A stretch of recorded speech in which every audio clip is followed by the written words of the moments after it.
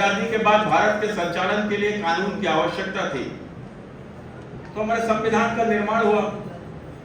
उसको लेकर एक समिति बनी।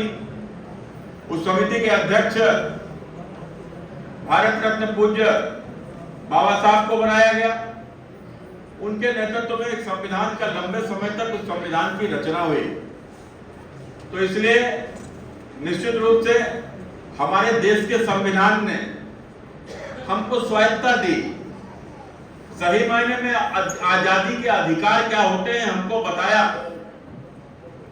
और यह देश सबका है, ये किसी के बाप की जागीर नहीं है, किसी जाति विशेष का भी देश नहीं है, किसी परिवार विशेष की संपत्ति भी यह देश नहीं है। यह देश तो हजारों लाखों जातियों को मानने वाले जातियों के लोगों का यह देश है। यह हम सबका देश है, यह हमारा देश है। हमारा देश जब चलेगा तो संविधान से चलेगा। उस संविधान की रचना हुई, और जो संविधान की रचना हुई तो आपने देखा होगा, मुझे कहने में कोई संकोच नहीं है कि जो सम्मान संविधान को बाबा साहब ने दिया और जो सम्मान संविधान को भारतीय जनता पार्टी ने दिया, या जो सम्मान बाबा साहब भीमराव अंबेडकर जी को भारतीय जनता पार्टी ने दिया, भारतीय जनता पार्टी की सरकारों ने दिया, वैसा सम्मान किसी राजनीतिक दल ने भारत के बाबा साहब को नहीं दिया। कांग्रेस ने तो किस प्रकार से अपमान किया है कि लंबा विषय अभी हमारे बीच में श्री शंकरलाल लोधी जी ने रखा है। लेकिन मित्रों, आपने उसके बाद भी देखा 2014 से पहले आप स्वयं महसूस करिए, बाबा साहब भीमराव अंबेडकर जी की जयंती क्या इतने धूमधाम से मनाई जाती थी? 2014 से पहले इस देश में धीरे धीरे लगने लगा था कि संविधान बड़ा है, शरिया बड़ी है। मैंने मुसलमान तो इस देश में कानून से चलता ही नहीं है। नहीं तो आप बताइए, इस देश में हिंदुओं के लिए संविधान है, कोई अलग कानून है क्या? इस देश में क्रिश्चियन के लिए संविधान है, कोई अलग कानून है क्या? इस देश में बौद्धों के लिए संविधान है, कोई अलग कानून है क्या? इस देश में सिखों के लिए अलग संविधान नहीं है, केवल संविधान है, कोई अलग कानून नहीं है। तो फिर आप बताइए कि आखिर मुसलमानों के लिए मुस्लिम पर्सनल लॉ एक अलग बोर्ड क्यों है? क्यों है ये संविधान का अपमान नहीं है तो क्या है? इस देश का हिंदू एक ही शादी करेगा, मुसलमान 4 शादी करेगा, ये संविधान का अपमान नहीं है तो क्या है? आप सबने देखा होगा कि मित्रों, एक साहबानो केस था, और जब यह साहबानो केस था उस समय के ऊपर एक मुस्लिम महिला जिसको तलाक दे दिया गया था। तलाक के बाद में इस देश के भीतर हमारे संविधान ने, हमारे कानून ने ताकत दी है कि महिला को गुजारा भत्ता उसका पुरुष, उसका पति तलाक के बाद उसको गुजारा भत्ता देगा। और उस कानून के आधार पर उसको गुजारा भत्ता दिया सुप्रीम कोर्ट ने। लेकिन सुप्रीम कोर्ट के गुजारा भत्ता देने के बाद उस देश के तमाम कट्टरपंथी मुसलमान उतरकर सड़कों के ऊपर आ गए कि हमारे यहाँ तो 3 तलाक है, हमारे यहाँ 3 तलाक को मान्यता है शरिया में, और हमारे 3 तलाक देने के बाद गुजारा भत्ता नहीं दिया जा सकता।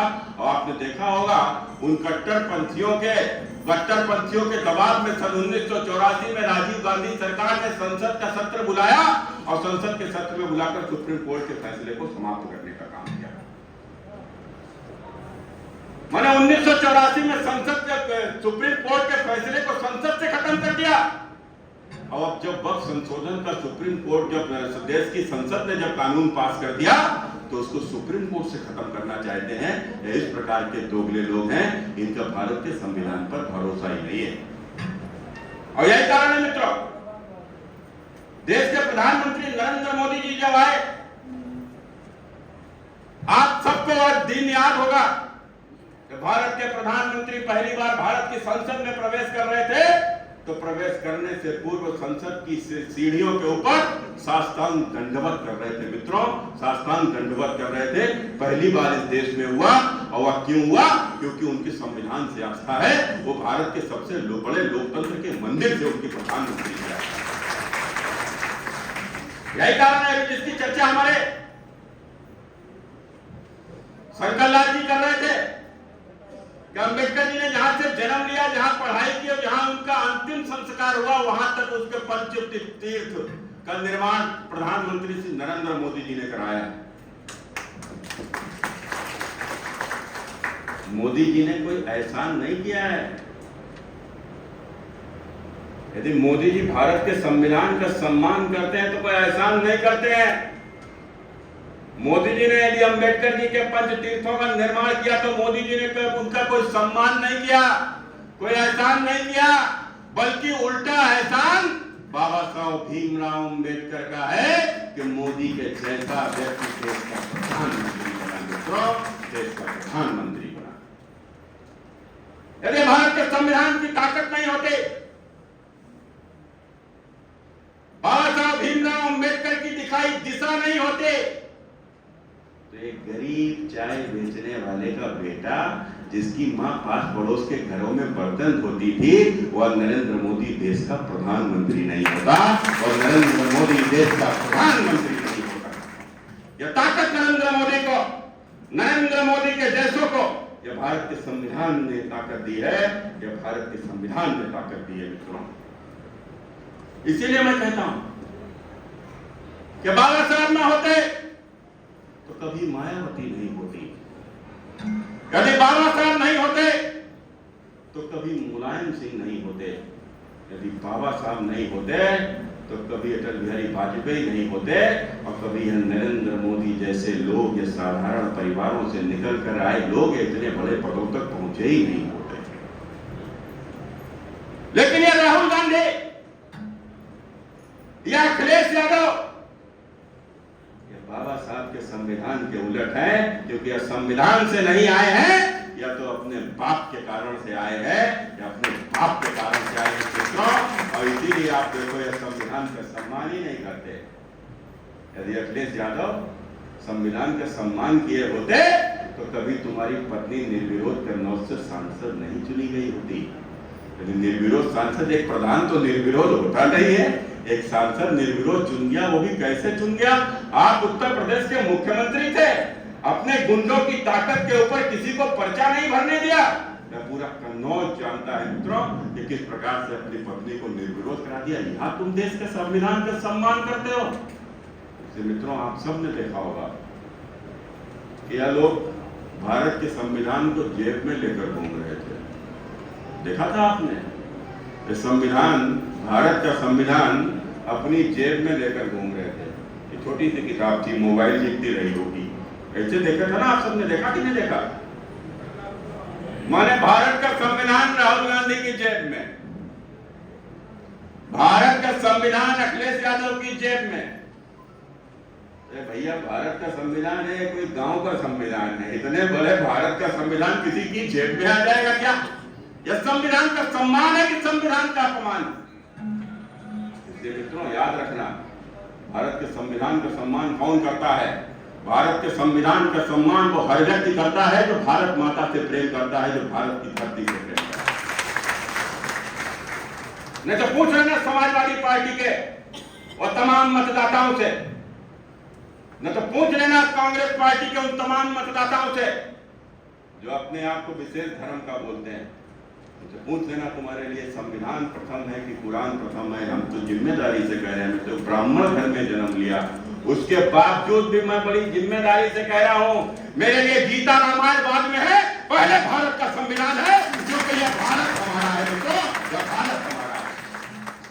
कोई कह सकता है क्या? कोई कहला सकता है क्या? किसी मुसलमान से कोई पूछ सकता है क्या कि तुम्हारे लिए संविधान पहले है, तुम्हारे लिए कुरान पहले है?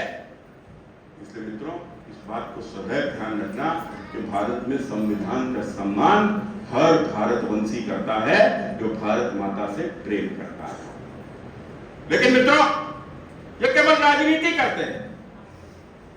और राजनीति कौन करता है? या राजनीति राहुल गांधी करते हैं, या राजनीति अखिलेश यादव करते हैं, या वह लोग करते हैं जिन्होंने समय समय पर बाबा साहब का अपमान किया, भारत के संविधान का अपमान किया, और एक बार नहीं मित्रों अनेकों बार किया, और वोट बैंक की लालच में भारत के संविधान का अपमान किया। इसलिए मित्रों, आपको ध्यान होगा, आखिर अभी बात आई थी कि बाबा साहब का जिस प्रकार से कांग्रेस ने अपमान किया, तो कांग्रेस ने बाबा साहब का अपमान क्यों किया? क्योंकि हम लोग तो एक बात स्पष्ट रूप से मानते हैं, हम लोग बोले तो भारतीय जनता पार्टी बोले तो हमारा विचार, और हमारा अगर विचार बोले तो हमारा विचार कहां से आया है? हमारा विचार राष्ट्रीय स्वयंसेवक संघ से आया है। और मैं शिशु मंदिर में पढ़ता था, मैं जब छोटा था शिशु मंदिर में पढ़ने जाता था, वो शिशु मंदिर आरएसएस का विद्यालय है, जहां से आरएसएस का विचार उत्पन्न होता है।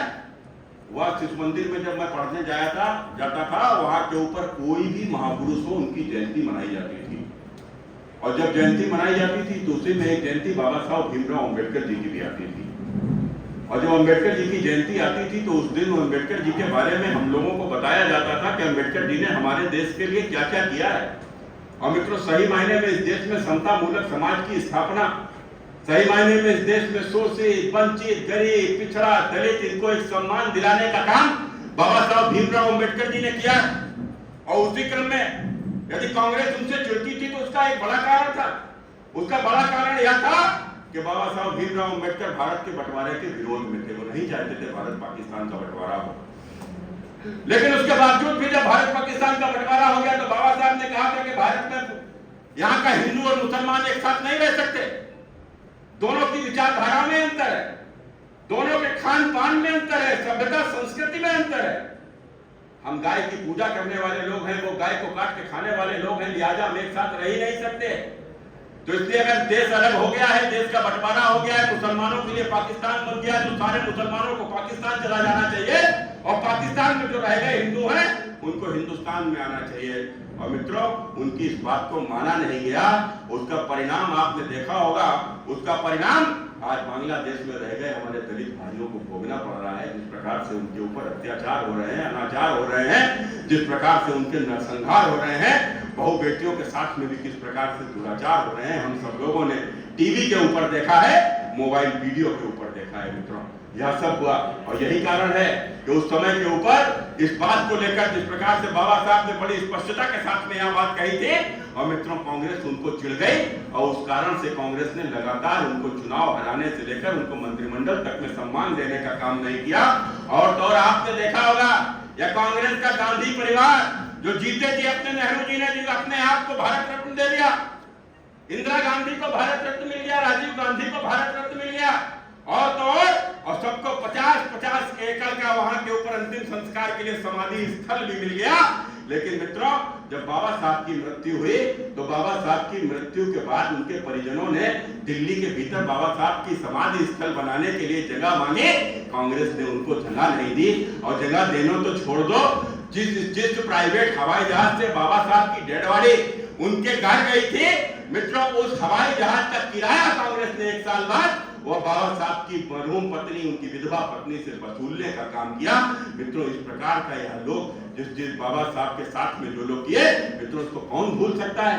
केवल बाबा साहब की एक बात कि उन्होंने सच्चाई को कह दिया था कि भारत में पाकिस्तान अगर बन रहा है तो मित्रों मुसलमान वहां चले जाएं और हिंदू यहाँ रह जाएं, और उनकी दूरदृष्टि सोच थी। यदि मान लिया होता तो आज बांग्लादेश में हमारे दलित भाइयों के साथ में इस प्रकार से उनके अत्याचार नहीं हुए होते। यही कारण है मित्रों, आपातकाल से लेकर जिस प्रकार से कांग्रेस ने आरक्षण को कमजोर करने का काम किया, संविधान को कमजोर करने का काम किया। पहला संविधान संशोधन कांग्रेस ने 1951 में किया। जो कांग्रेस की सरकार 1951 में मित्रों वो सरकार थी, वो सरकार कोई चुनी हुई सरकार नहीं थी, और जो चुनी हुई सरकार नहीं थी लिहाजा उसको संविधान में संशोधन करने का कोई अधिकार भी नहीं था। लेकिन उसके बावजूद भी कांग्रेस ने पहला संशोधन 1951 में संविधान की मूल भावना के उलट करते हुए, और 10 मई 1951 को अंतरिम सरकार के दौरान प्रधानमंत्री जवाहरलाल नेहरू द्वारा प्रथम संविधान संशोधन अधिनियम लाया गया, जब सरकार के पास निर्वाचित जनादेश तक नहीं था। इस संशोधन के माध्यम से अनुच्छेद 19 में बदलाव कर व्यक्ति की स्वतंत्रता की सीमित किया गया। यह संशोधन सुप्रीम कोर्ट के उस निर्णय को पलटने हेतु लाया गया था जिसमें सरकार की निंदा करने वाले क्रॉसरोड्स ऑर्गेनाइजर नामक साप्ताहिक पत्रिकाओं पर प्रतिबंध को अवैध ठहराया गया था। अदालत द्वारा संपादकों को राहत देने के बाद सरकार ने संशोधन पारित किया। इसी प्रकार से 25वां संशोधन 1971 में यह भी कांग्रेस के द्वारा किया गया। इस संशोधन में संपत्ति के अधिकारों को सीमित किया गया। यह व्यवस्था दी गई कि यदि राज्य किसी संपत्ति का अधिग्रहण करे तो मुआवजा पर्याप्त हो या नहीं, इसे चुनौती नहीं दी जा सकती। इस प्रकार से कई संशोधन करने का काम कांग्रेस ने किया। आपातकाल में जिस प्रकार से मनमाना संवैधानिक संशोधन हुए, जून 1975 में उच्च न्यायालय ने इंदिरा गांधी के 1971 के चुनाव को चुनावी धोखाधड़ी के कारण अमान्य घोषित कर दिया और उन्हें 6 वर्षों के लिए चुनाव लड़ने से अयोग्य ठहरा दिया। इसके जवाब में इंदिरा गांधी ने देश में आपातकाल लागू कर दिया। भारत के लोकतांत्रिक इतिहास का सबसे काला अध्याय। आपातकाल के दौरान इंदिरा गांधी ने मौलिक अधिकारों को कुचल दिया और संविधान को तानाशाही की ओर मोड़ दिया। जुलाई 1975 में 38वां संशोधन हुआ। इस संशोधन में राष्ट्रपति को आंतरिक अशांति के आधार पर राष्ट्रीय आपातकाल घोषित करने का अधिकार दिया गया। इसने आपातकाल की घोषणा को न्यायिक समीक्षा से बाहर कर दिया, जिससे आपातकाल की घोषणा अंतिम और निर्णायक बन गई। इस संशोधन के जरिए इंदिरा गांधी ने सुनिश्चित किया कि जनता और न्यायपालिका को उनके तानाशाही फैसले को पलटने का कोई रास्ता न मिले। अगस्त 1975 39वां संशोधन हुआ। यह संशोधन इलाहाबाद हाईकोर्ट द्वारा इंदिरा गांधी के चुनाव को अवैध ठहर जाने के जवाब में लाया गया था। 39वें संशोधन के तहत कानून को पिछली तिथि से बदला गया, जिसके आधार पर इंदिरा गांधी दोषी पाई गई थी। इस संशोधन ने राष्ट्रपति, उपराष्ट्रपति, लोकसभा अध्यक्ष और प्रधानमंत्री के चुनाव को न्यायालय की समीक्षा से बाहर कर दिया, भले ही मामला अदालत में लंबित क्यों न हो। संशोधन पारित करने की असाधारण जल्दबाजी।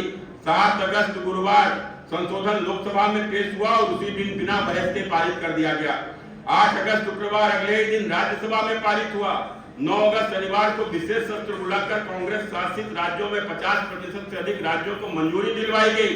10 अगस्त रविवार राष्ट्रपति भवन को रविवार को भी खोला रहा ताकि संशोधन को अंतिम रूप दिया जा सके।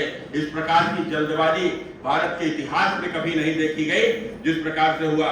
इसी प्रकार से 42वां संविधान संशोधन करते हुए आपातकाल के दौरान संविधान में पारित किया गया। इसका उद्देश्य कार्यपालिका के हाथों में सत्ता का केंद्रीकरण करना, न्यायपालिका की स्वतंत्रता को सीमित करना और शक्तियों के विभाजन की संवैधानिक व्यवस्था को कमजोर करना था।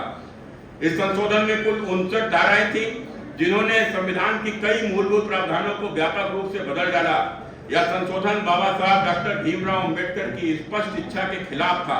इसमें संविधान के प्रस्तावना में जबरन पंथ निरपेक्ष और समाजवादी शब्द जोड़े गए, जबकि बाबा साहब ने इन शब्दों को जोड़ने का कड़ा विरोध किया था, क्योंकि इससे भविष्य की पीढ़ियां की अपनी राजनीतिक और सामाजिक रास्ता खुद तय करने की स्वतंत्रता पर अंकुश लगेगा। आपातकाल के दौरान लोकतांत्रिक अधिकारों का जिस प्रकार से दमन हुआ, उसको बार बार दोहराने की आवश्यकता नहीं है। अनुच्छेद 356 माने किसी राज्य की सरकार को बर्खास्त करने का जो केंद्र सरकार की जो ताकत होती है, उसको लेकर जिस प्रकार से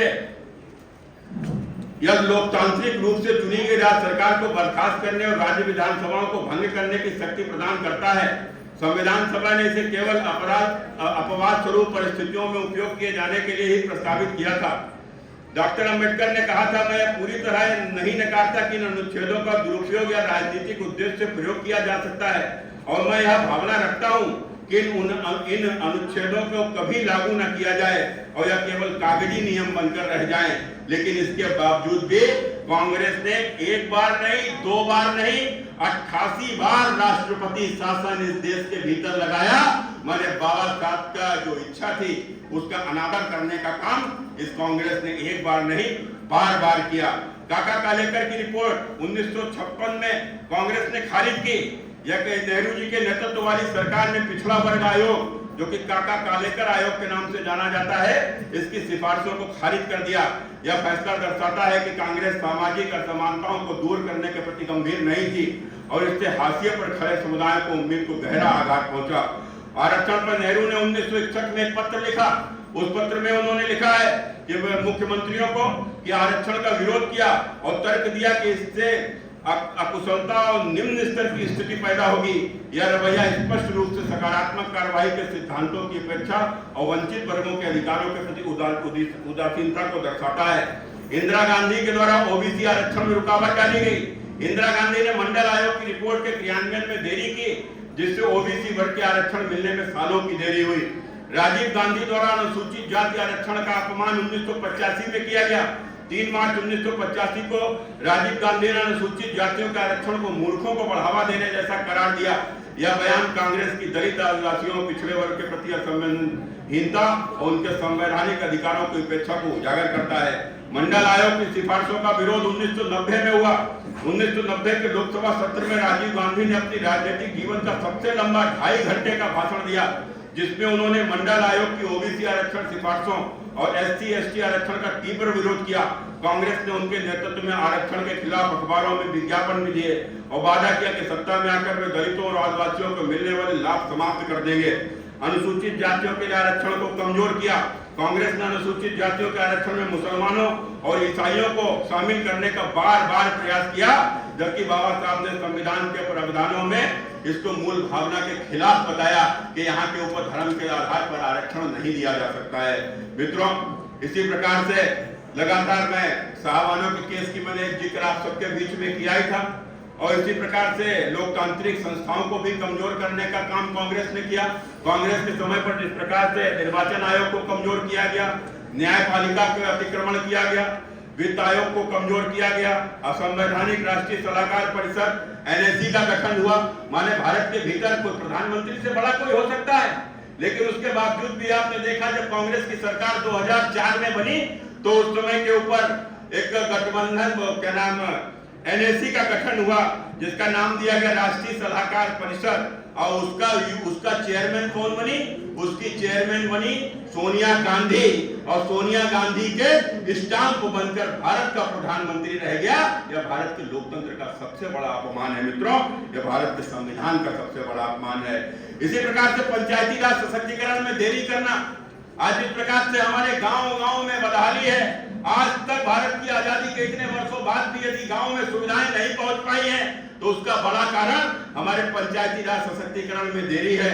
संविधान में स्थानीय स्वशासन को प्राथमिकता दिए जाने के बावजूद कांग्रेस ने दशकों तक पंचायती राज संस्थाओं की अपेक्षा की, जिससे शासन के विकेंद्रीकरण में अत्यधिक देरी हुई। यदि यह समय पर लागू हो गया होता तो आज हमारे गांव भी शहरों के जैसे विकसित हो गए होते। अनुच्छेद 370 को हटाने का काम किया। मित्रों, इससे बड़ा देश में संविधान का कोई भी अपमान हो ही नहीं सकता था। आप सबने देखा होगा कि भारत के भीतर जब आजादी के बाद भारत भर में जिस देश के अनुसूचित जाति जनजाति के लोगों को आरक्षण देने का काम हुआ, लेकिन कश्मीर के भीतर जो भारत का पहला इस्लामिक राज्य था, जहां के ऊपर इस्लामिक मुख्यमंत्री बना गया, वहां का जो उस समय के ऊपर वहां का प्रधानमंत्री कहा जाता था, और मित्रों वहां के ऊपर धारा 370 लगा दी गई। और यह धारा 370 क्यों लगा दी गई? वह धारा 370 केवल इसलिए लगा दी गई कि वहां के ऊपर अनुसूचित जाति जनजाति के लोगों को आरक्षण न देना पड़े। देश भर में आरक्षण मिल रहा था, लेकिन मित्रों कश्मीर के भीतर अनुसूचित जाति जनजाति के लोगों को आरक्षण नहीं मिल रहा था, और जिसको लेकर धारा 370 को हटाने का काम भारतीय जनता पार्टी की सरकार ने किया, लेकिन 370 का समर्थन करने का काम कांग्रेस की सरकार ने किया। मित्रों, यह अपने आप में बताता है कि किस प्रकार से भारत के संविधान के विरोधी हैं। और इसी प्रकार से जो संविधान की जो 25वीं वर्षगांठ थी, हम सभी को ध्यान में है कि संविधान का गठन जिस प्रकार से 1950 में हुआ, तो 1975 में वो पहली 25वीं वर्षगांठ थी, और पहली 25वीं वर्षगांठ कांग्रेस ने इस देश के भीतर आपातकाल लगाकर मनाई। मित्रों, आपातकाल लगाकर मनाई। यह भारत के संविधान का अपमान था मित्रों, संविधान का सम्मान नहीं था। लेकिन जब भारतीय जनता पार्टी को ताकत आई, दोस्तों 50वीं वर्षगांठ जब मनाई गई, तो 50वीं वर्षगांठ 26 नवंबर 2000 को प्रधानमंत्री अटल बिहारी वाजपेयी के नेतृत्व में मनाई गई। यह अवसर एकता, जनभागीदारी और साझेदारी के संदेश के साथ मनाया गया, जो संविधान की सच्ची भावना के प्रतिबिंबित करता है। 60वीं वर्षगांठ जो गुजरात के मुख्यमंत्री नरेंद्र मोदी जी थे, उनके नेतृत्व में संविधान के अभूतपूर्व भव्यता और श्रद्धा के साथ वर्षगांठ मनाई गई। संविधान गौरव यात्रा के रूप में प्रतीकात्मक यात्रा निकाली गई, जिसने संविधान के प्रति सम्मान और जागरूकता का व्यापक संदेश दिया। 75वीं वर्षगांठ प्रधानमंत्री नरेंद्र मोदी के नेतृत्व में संविधान की 75वीं वर्षगांठ ऐतिहासिक रूप से वर्ष भर चलने वाले महाअभियान के रूप में मनाया जा रहा है।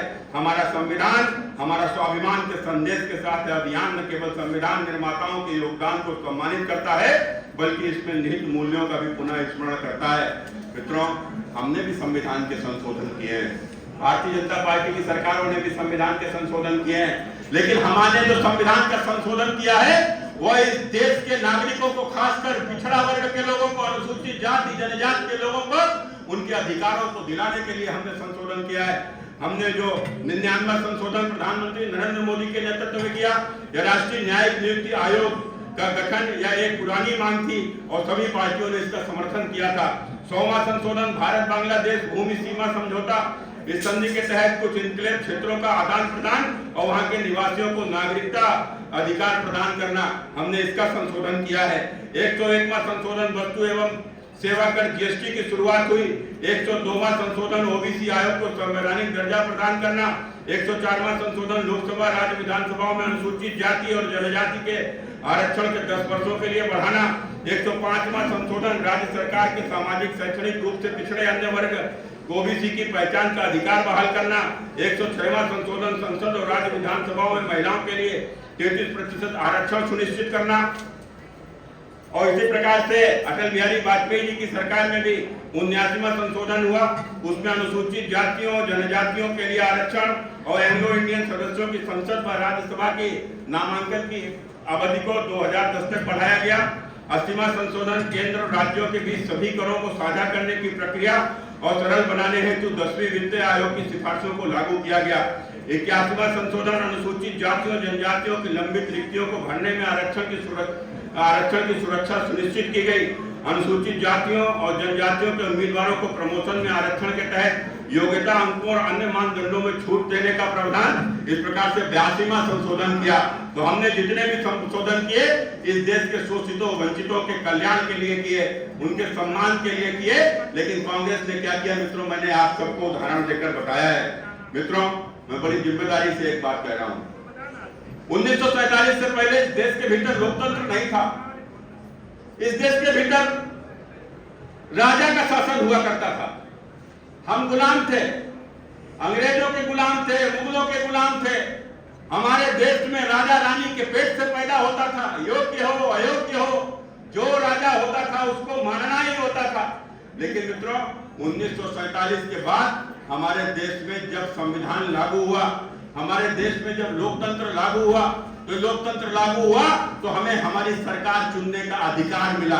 1947 से पहले अधिकार हमारे पास नहीं होता था। 1947 से पहले जब सरकारें बदला करती थी तो इस देश में युद्ध हुआ करता था। जो युद्ध जीत जाता था उसकी सरकार हो जाती थी, जो युद्ध हार जाता था वो अपना राज्य छोड़कर चला जाता था। लेकिन 1947 के बाद हम अपने वोट से चुनाव करते हैं और चुनाव में जो जीतता है उसकी सरकार बनती है, जो हारता है वो सरकार छोड़कर चला जाता है। लेकिन मित्रों, केवल वोट सरकार नहीं तय करता है, यह वोट को भी कोई तय करता है। यह वोट को कौन तय करता है? यह वोट को नैरेटिव तय करता है, हमारा विमर्श तय करता है। हमारा विमर्श लोगों की मानसिकता को बदलता है और मानसिकता के आधार पर वोट पड़ता है। इसलिए मित्रों, एक सही बात जो लोगों तक पहुंचे जो लोगों तक पहुंचे और भारत के भविष्य के प्रति लोगों का चिंतन बढ़े, यह मित्रों बहुत आवश्यक है। यह हम सबकी जिम्मेदारी है। नहीं तो आप सबने देखा होगा अभी जो कुछ भी कश्मीर के भीतर हुआ, जो कुछ भी कश्मीर के भीतर हुआ, शब्दों में उसका वर्णन नहीं किया जा सकता, उसकी खिलाफत भी शब्दों से नहीं की जा सकती। उसको तो केवल महसूस किया जा सकता है। सोचो किसी पत्नी के सामने उसके पति की हत्या निर्मम तरीके से की गई होगी, वो पत्नी को जीवन भर किस प्रकार से अपनी नींद आएगी।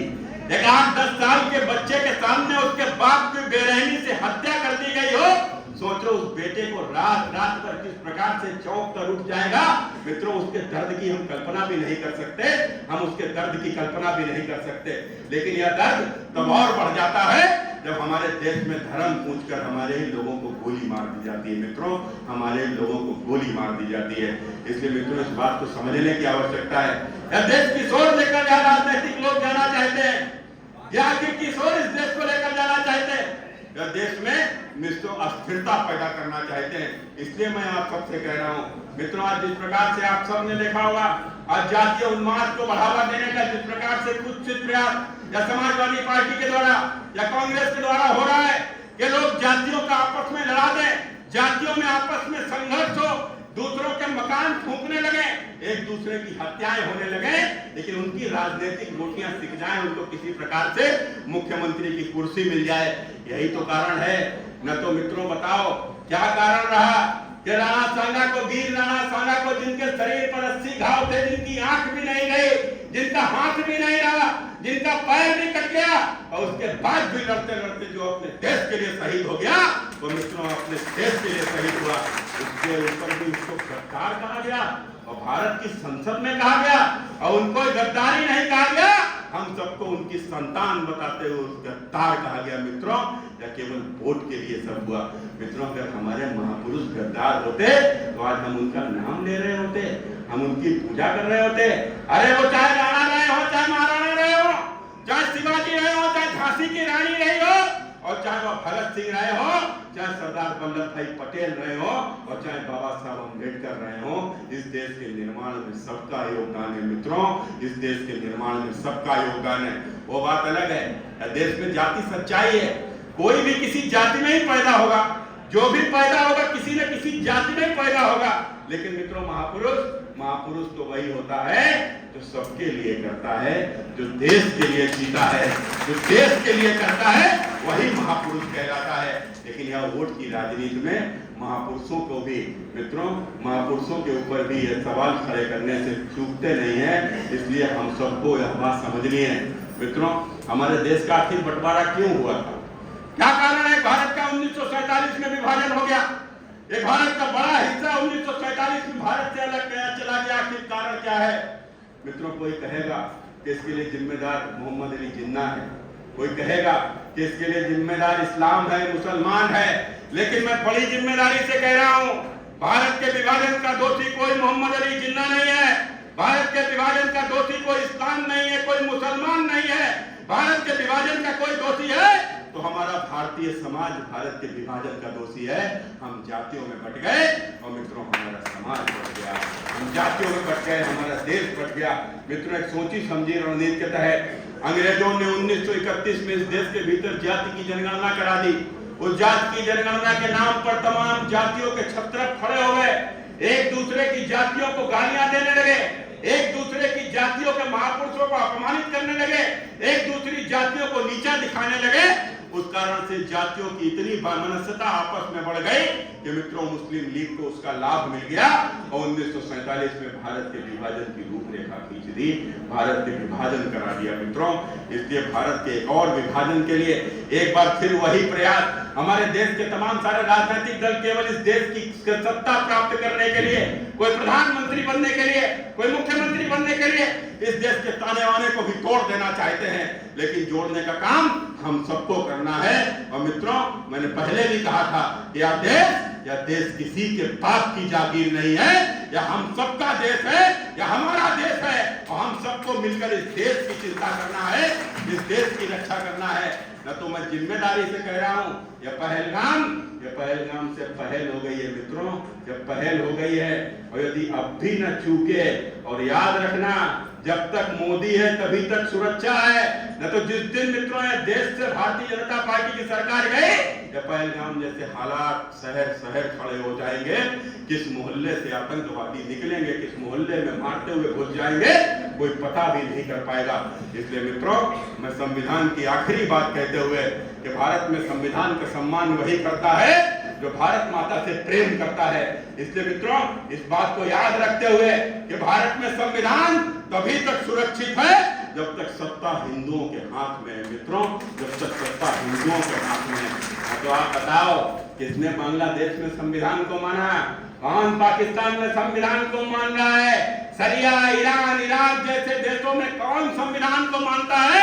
यह संविधान तभी तक सुरक्षित है जब तक भारत में हिंदू सुरक्षित है, हिंदू ताकतवर है, हिंदुओं के हाथ में सत्ता है। इसलिए यही बात कहते हुए आप सबसे यही प्रार्थना करते हुए इस बात को मित्रों गांव-गांव तक चर्चा में आप लोग लेकर आए। पान की दुकान में खड़े हो तो चर्चा करें, चाय पी रहे हो तो चर्चा करें, यह बात जन जन तक जानी चाहिए। मैं यही बात कहते हुए बात अपनी समाप्त करता हूँ। बहुत बहुत धन्यवाद, नमस्कार।